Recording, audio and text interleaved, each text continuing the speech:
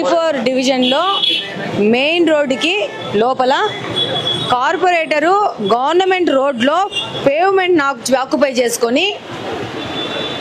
Occupy చేసుకొని రూములు కట్టుకొని ఉన్నాడు. ఈయన పేరు అక్బర్ అంట. ఈయన 34 డివిజన్లో కార్పొరేటర్గా గెలిచినాడంట. గవర్నమెంట్ నుంచి జీతాలు తీసుకుంటూ వీళ్ళని కార్పొరేటర్గా గెలిచింది. గవర్నమెంట్ ఒక రోడ్లని ఆక్యుపై చేసుకొని పేవ్మెంట్ల మీద రూములు కట్టుకున్నారు జబర్దస్తిగా. అలా స్టాఫ్ వర్క్ చేస్తున్నారు. ఇక్కడ మీరే కదా కార్పొరేటర్ మనుషులే కదా ఇద్దరు. 1 వీక్లో కార్పొరేటర్ ఇది ఖాళీ చేయకపోతే బుల్డోజర్ తీసుకొచ్చి పగలగొట్టేస్తాం. ఖాళీ చేసేమని చెప్పి అక్బర్కి. లేకపోతే క్రిమినల్ కేసులు బుక్ అవుతాయి ఆయన మీద.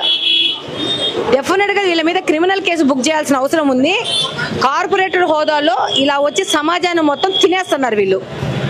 చిన్నోళ్ళు బీదోళ్ళు ఎక్కడన్నా వాళ్ళకున్న సొంత స్థలాల్లో ఇల్లులు కట్టుకుంటే ఏమాత్రమైన డీవియేషన్స్ పోతే రోడ్డు వచ్చి వాళ్ళ ఇళ్లను కూల్చేస్తారు.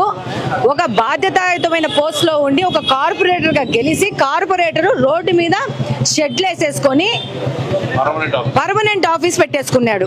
ఇది 5 ఏళ్ల నుంచి వైఎస్ఆర్సీపీ గవర్నమెంట్లో గెలిచిన కార్పొరేటర్ పరిస్థితి.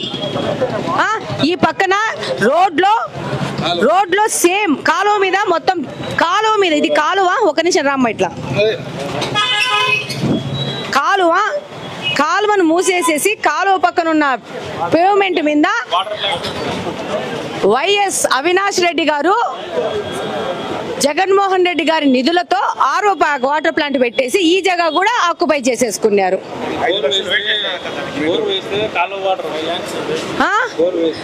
ఇలా ప్రజాధనం దుర్వినియోగం చేయడం ఒక విషయము. అసలు రోడ్లను ఆక్యుపై చేసే హక్కు ఎవరు ఇచ్చినారు వీళ్ళకి? కాలువను రోడ్లో తీసుకొచ్చేసేసి వీళ్ళ రూములు కట్టుకోవడానికి కాలువలు కూడా జరిపేసుకున్నారు. ఇది ఈ యొక్క ఎంపీ గారి యొక్క పరిపాలన. ఈ ఎంపీ గారిని కడప పార్లమెంట్లో గెలిపించుకునేది ప్రజల ఆస్తులు దోచుకోవడానికి.